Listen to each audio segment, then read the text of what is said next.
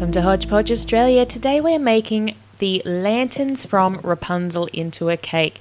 You are going to want to start with 3 6-inch round cakes, and I have coloured mine in purple. I have 3 different shades of purple. I have a nice dark purple, a slightly lighter darker purple. They're very similar, but then a nice light purple as well. And what I've done is I've sliced each 6-inch cake in half again, so I'm going to actually have 6 layers on my cake.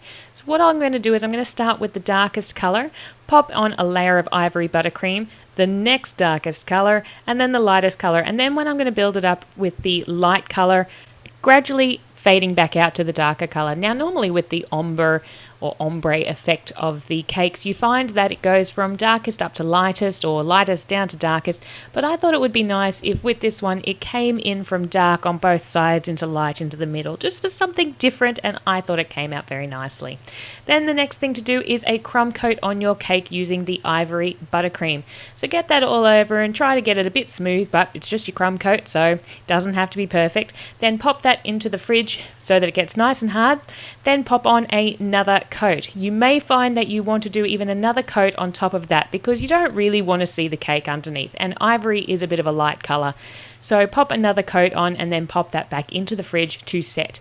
With that last coat, I should mention though, you are going to want to try and get that as smooth as possible. It's not too concerning if it's not perfect because we are replicating a paper lantern, so there are going to be some imperfections in that.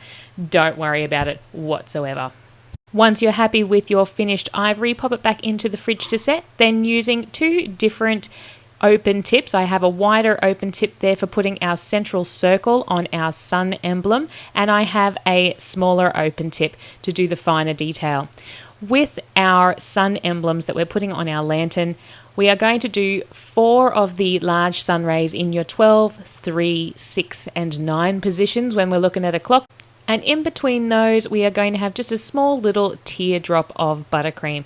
Those are really nice and simple to do.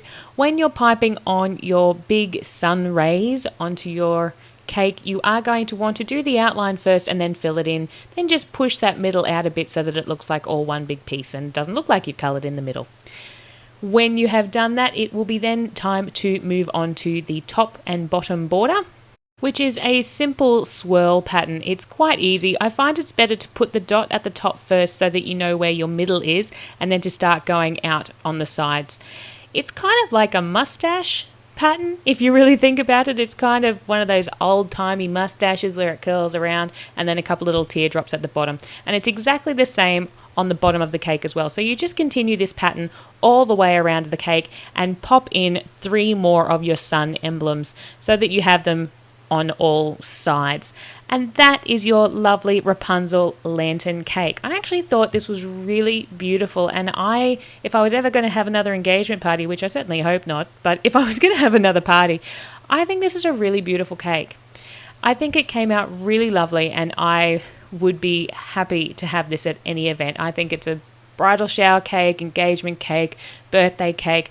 I really am happy with it. I really hope that you guys are too. I'd love to see a thumbs up, likes, shares, anything you think about this cake. I would love to know about it. But that is the Rapunzel lantern cake and the final of our Disney series. And there is the inside of the ombre purple colours. Thank you so much for watching another Hodge Podge Australia video, and we'll see you again real soon.